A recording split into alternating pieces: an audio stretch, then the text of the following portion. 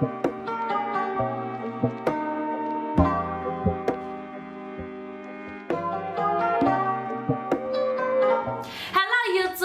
back to another one of my videos. It's a new week and a new video, and this week, guys, I'm gonna bring you my favorite real estate books.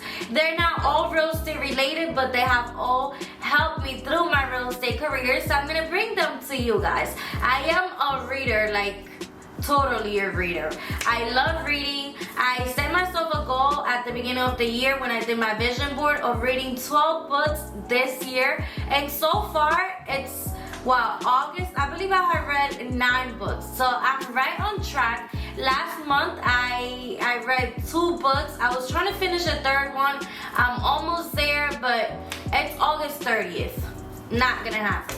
So it's gonna roll into September, and maybe in September I'm gonna finish 2 books again. You never know. I have a few here, and then I have a few digital ones.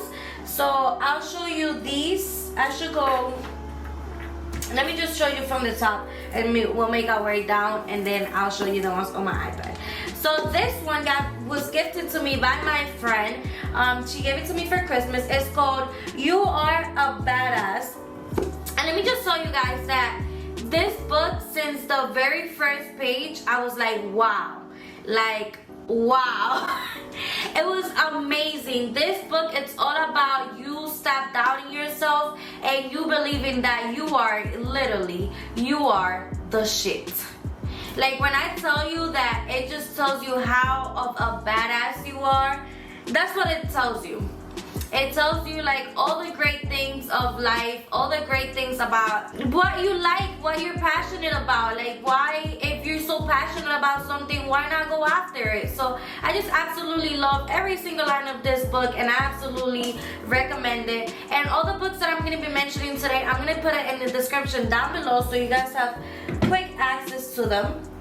Then my very first real estate book that I read was Your First 365 Days in Real Estate.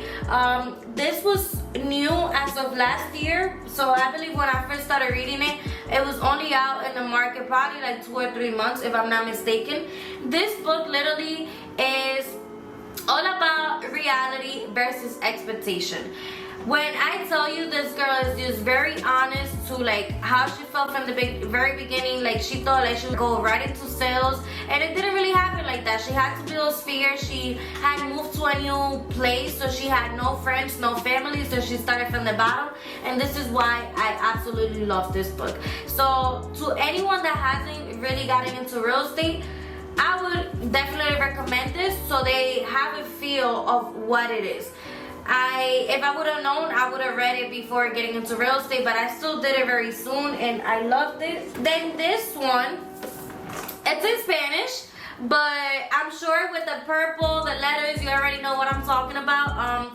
Padre Rico, Padre Pobre, Rich Dad, Poor Dad is absolutely great for anyone in any career. This is just good for financial advice, and I would literally recommend it to everyone. Everyone should read this book at least once in their lifetime.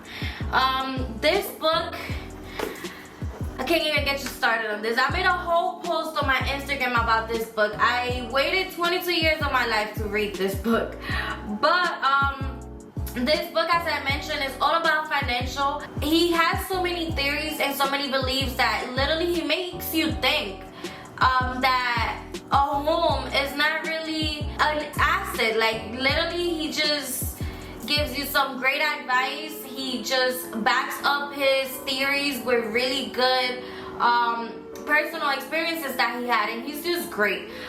So if you're looking on way on learning how to the difference between active and passive and money, this is your book. Then we have The Half Millionaire Real Estate Agent, and this book, it's good for time management. So this guy talks about being a real estate agent 20 hours a week, and the reason why I read this book is because I was doing real estate part-time and I wanted to better manage my time.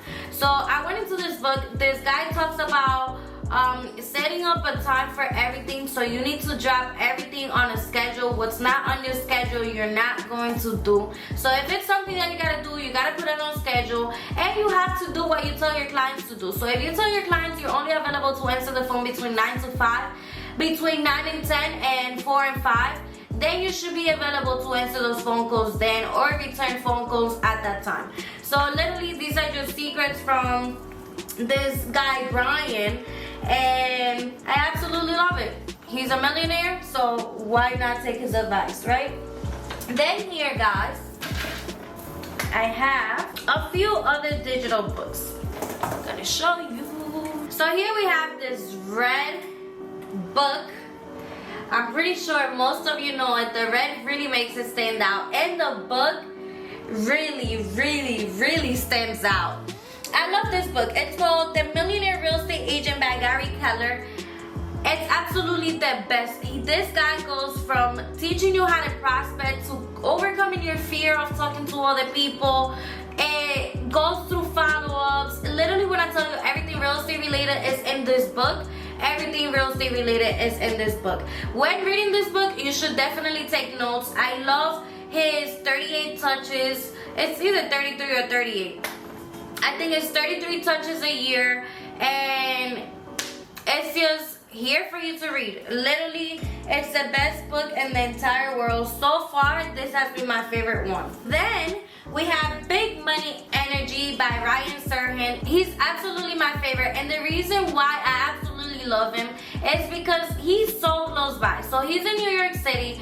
I don't know why I think like the closer the person is, the better I could relate, but that's just how I feel. He's right there, probably like 20-25 minutes away from where I live, and he sells luxury apartments. With Ryan Serhant and Big Money Energy, what I learned, because he has another book, but what I learned from this one is he had nothing. He came from having absolutely nothing to moving to a new town, like the other author that I mentioned, and he started from the very bottom. Like, he used to live in a room, a basement, then he moved to a luxury apartment, and this book literally just taught me, and I know this, but sometimes, you know, you forget things, so you need something to remind you that money doesn't just come out of the blue.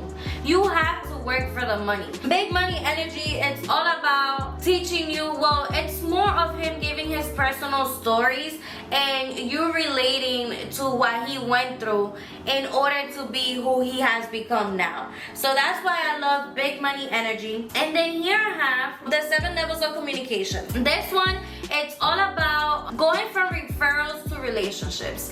And literally, when I tell you, this book touches so much on you, more focusing on referrals rather than like seeking on cold calls and door knocking. Like, real estate, it's all, and any other career, it's about word of mouth. Word of mouth is literally the strongest way of getting a lead. Literally, once you get somebody recommended to you, you absolutely think of going to that person because somebody you knew got involved with that person, right? So it doesn't just go with real estate, but it also goes like when you're getting your hair done, or when you're getting your nails done. Somebody recommends you somebody, and you're like, well, those nails look good, so I'm gonna go with that person. Or, I absolutely love this house, and I love how their work ethic was with my friends, so I'm absolutely gonna go work with this person. And this book is all about that. So it gives you different tips.